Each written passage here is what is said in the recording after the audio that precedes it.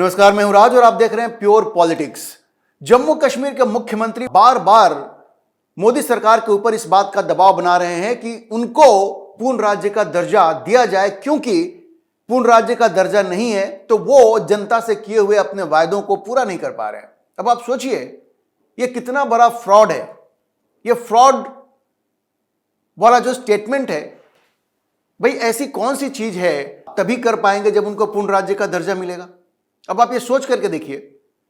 और लोग उनसे ये पूछ रहे हैं कि भाई जब आप चुनाव में गए थे तो क्या आपको मालूम नहीं था कि जम्मू कश्मीर अभी पूर्ण राज्य नहीं है, केंद्र शासित प्रदेश है, और आपको वो अधिकार नहीं होगा जो एक पूर्ण राज्य के मुख्यमंत्री को होता है। तो आपने जनता से जो वायदे किए क्या सोच करके किए, और ऐसा कोई उदाहरण तो दीजिए कि कौन सी ऐसी प्रॉमिस है जो आप इसलिए पूरा नहीं कर पा रहे हैं कि जम्मू कश्मीर को पूर्ण राज्य का दर्जा नहीं मिला है। इन बातों का कोई जवाब नहीं देते। अभी कुछ समय पहले तो वो इतने बौखला गए, उनकी बेकरारी इतनी ज्यादा बढ़ गई कि उन्होंने इस्तीफे की धमकी दे दी कि मेरे सब्र का बांध टूटता जा रहा है और अगर जम्मू कश्मीर को पूर्ण राज्य का दर्जा नहीं मिला तो मैं इस्तीफा दे दूंगा। अरे भाई, इस्तीफा दे दीजिएगा तो उससे क्या बिगड़ जाएगा? उससे क्या बिगड़ जाएगा? आप इस्तीफा दे दीजिए, फिर से चुनाव होंगे, कोई नई सरकार बन जाएगी। लेकिन ये दबाव दे करके आप पूर्ण राज्य का दर्जा तो आप हासिल नहीं कर सकते। अभी पहलगाम की जो घटना हुई, आतंकी घटना हुई, जिसमें 26 हिंदुओं को उनका नाम पूछ करके, उनका धर्म पूछ करके उनको मार दिया गया, तो उनको सपोर्ट कहां से मिला? वहां पे लोकल लेवल पे ही सपोर्ट मिला ना। और ये लोकल लेवल पे सपोर्ट क्यों मिल रहा है? क्योंकि फारूक अब्दुल्ला जैसे जो लोग हैं, महबूबा मुफ्ती जैसे जो लोग हैं, वो इस तरह के लोगों का मन बढ़ाते हैं। वो इस तरह के लोगों का मन बढ़ाते हैं और ये उनको कहते हैं कि भाई ठीक है, हम तुम्हारे साथ हैं। मैं आपको एक उदाहरण दे दूं। अभी जैसे लाल किले के पास ये जो आत्मघाती जो बॉम्बर था, जो आतंकी था, जिसने अपने आप को बॉम्ब से उड़ा लिया, जब उसके घर को कश्मीर में विस्फोटक लगा के गिराया गया तो उमर अब्दुल्ला ने क्या कहा? उमर अब्दुल्ला ने कहा कि बड़ा गलत हुआ है, ऐसा नहीं होना चाहिए। क्यों भाई? आतंकियों के साथ क्यों रियायत होनी चाहिए और आतंकियों के साथ आपकी हमदर्दी क्या है?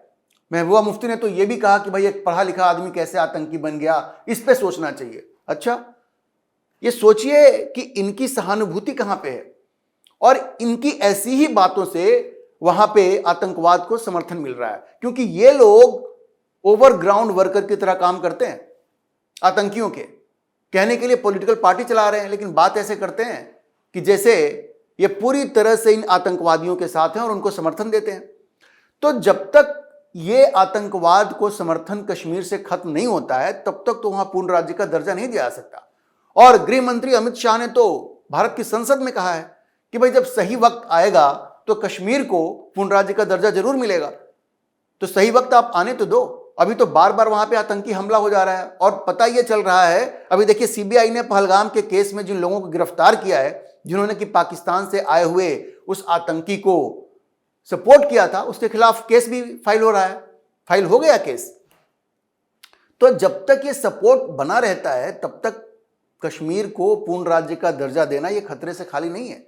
ये उमर अब्दुल्ला को ये बात समझ में नहीं आ रही है, लेकिन उनको बस ऐसा लगता है कि भाई पहले वाला जो हमारा जलवा था पूर्ण राज्य के मुख्यमंत्री के रूप में, वो हमें मिलना चाहिए। और उससे भी बड़ी वजह यह है कि वो ये चाहते हैं कि पूर्ण राज्य का दर्जा मिले ताकि वहां की जो पुलिस है वो उनके अंडर में हो।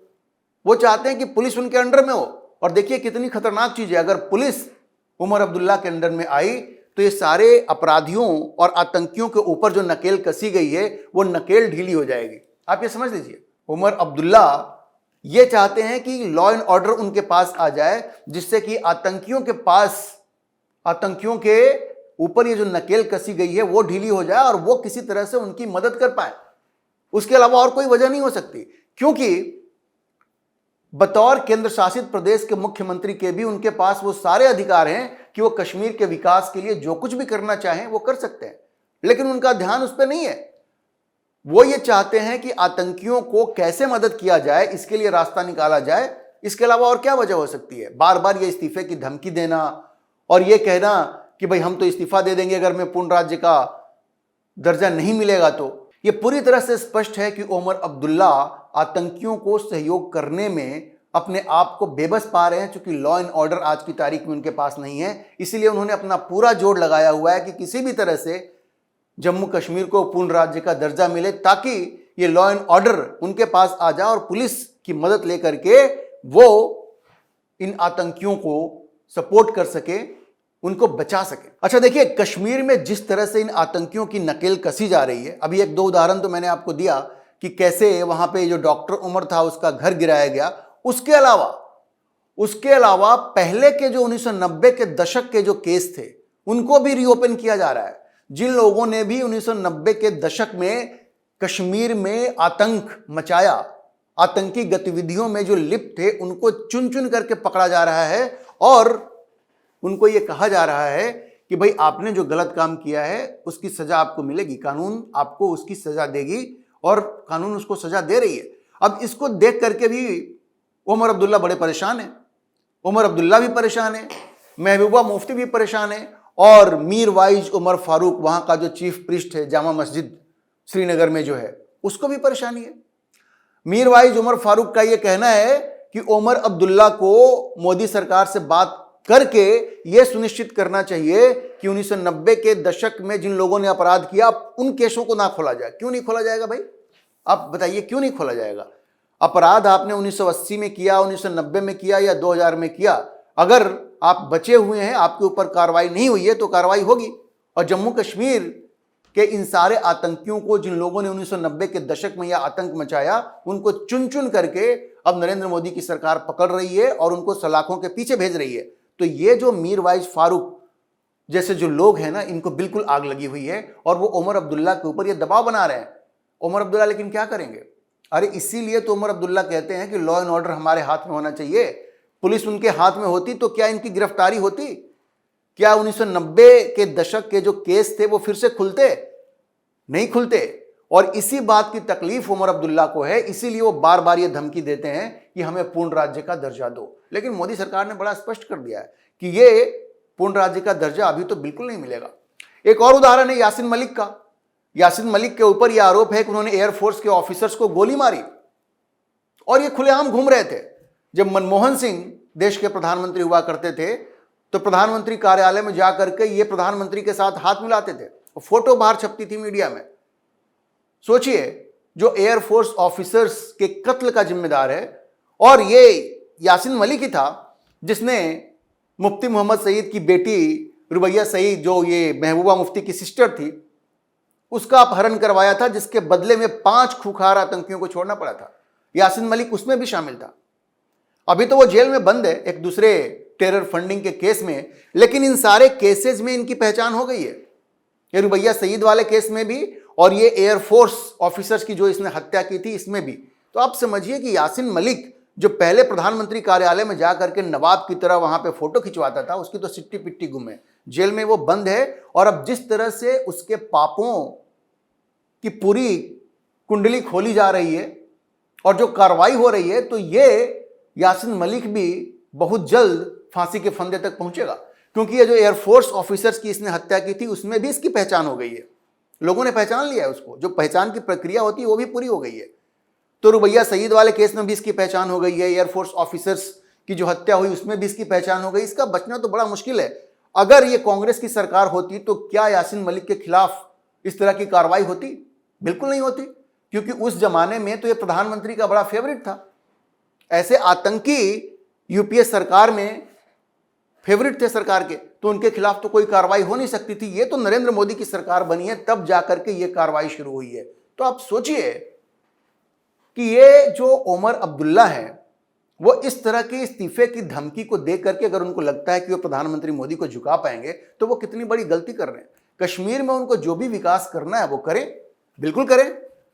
अगर विकास के कार्यों में उनको लेफ्टिनेंट गवर्नर का, जो केंद्र सरकार के प्रतिनिधि हैं, अगर उनसे समर्थन नहीं मिलता है तब वो कह सकते हैं कि भाई हमको समर्थन नहीं मिल रहा है। स्पेसिफिक केस वो बताए ना कि इस स्पेसिफिक केस में हम राज्य के लिए काम करना चाहते हैं और हमें लेफ्टिनेंट गवर्नर का सपोर्ट नहीं मिल रहा, लेकिन वो तो वो कर नहीं रहे। वो बस ऐसे ही धमकी देते रहते हैं कि हम इस्तीफा दे देंगे, हमें पूर्ण राज्य का दर्जा दे दो। तो लोग ऊब चुके हैं, कह रहे हैं भाई इस्तीफा दे दो, तुम्हें देना है तो। बार बार धमकी मत दिया करो, क्योंकि इस धमकी का असर केंद्र सरकार पे, मोदी सरकार पे बिल्कुल नहीं होने वाला है। और देखिए, ये उमर अब्दुल्ला का ये जो रवैया है, इसको लेकर के उनकी अपनी पार्टी में विद्रोह की स्थिति पैदा हो गई है।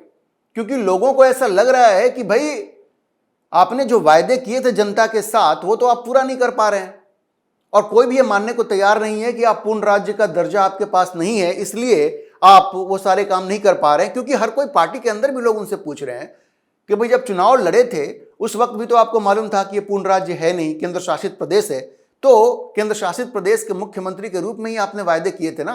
तो आप ये कह के नहीं निकल सकते कि हमारे पास पूर्ण राज्य का दर्जा नहीं है, इसलिए हम ये अपने इस प्रॉमिस को पूरा नहीं कर सकते। और जम्मू कश्मीर की जो जनता है वो भी यही कह रही है कि तुम किस तरह का ये हमें ब्लफ दे रहे हो भाई, जब तुम चुनाव में आए थे उस वक्त भी तुमको मालूम था।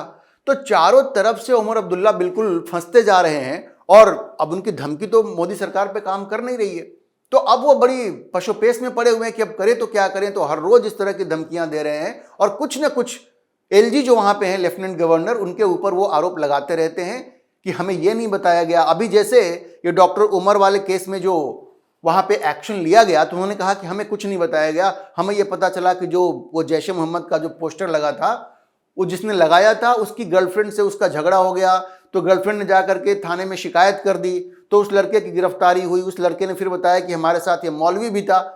उन्होंने कहा कि हमें तो कुछ बताया नहीं गया, हमें अपने सोर्सेस से जानकारी मिली। तो उमर साहब, अगर आपको बता दिया जाता तो क्या आप वो छापा पढ़ने देते? आपकी जो विश्वसनीयता है वो तो खुद संदिग्ध है। आपके ऊपर तो यही आरोप है कि आप हो गए, महबूबा मुफ्ती हो गई, और आपकी पूरी पार्टी में जो एमपीज भरे हुए हैं ये सब तो ये जो अंडरग्राउंड जो मिलिटेंट्स हैं, जो टेररिस्ट हैं, उनके ओवरग्राउंड वर्कर के रूप में काम कर रहे हैं। यही तो आरोप है आपके ऊपर। तो आपको कैसे बता दिया जाएगा? और अभी कानून व्यवस्था आपको देना तो बिल्कुल खतरे से खाली नहीं है। अभी अभी पहलगाम की घटना हुई है जहां पे पाकिस्तान से आए हुए उन आतंकियों को कश्मीर के लोगों ने वहां अपने घर में छिपाया, उनको खाना पीना दिया। ये सब क्यों चल रहा है? ये सब इसलिए तो चल रहा है क्योंकि आपके जैसे पॉलिटिशियंस ऐसे लोगों को, ऐसे एलिमेंट्स को सपोर्ट कर रहे हैं। तो भाई देखिए, आप कुछ भी कोशिश कर लीजिए, ये पूर्ण राज्य का दर्जा अभी आपको नहीं मिल सकता।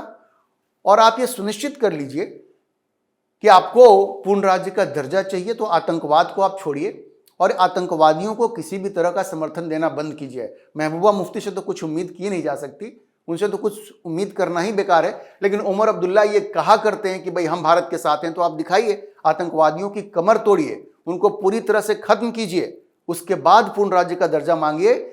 मोदी सरकार ने बहुत स्पष्ट कहा है कि जब समय आएगा तो आपको पूर्ण राज्य का दर्जा मिलेगा, उस वक्त का इंतजार कीजिए। सब धमकी देना बंद कर दीजिए, ये टेंट्रम दिखाना बंद कर दीजिए, क्योंकि इसका कोई फायदा नहीं होने वाला है। अभी के लिए इतना ही। इस विषय पर आप क्या सोचते हैं अपनी राय कमेंट बॉक्स में जरूर लिखें, और अगर आपको वीडियो पसंद आया तो आप इसे लाइक करें, शेयर करें, और हमारे चैनल को सब्सक्राइब जरूर करें।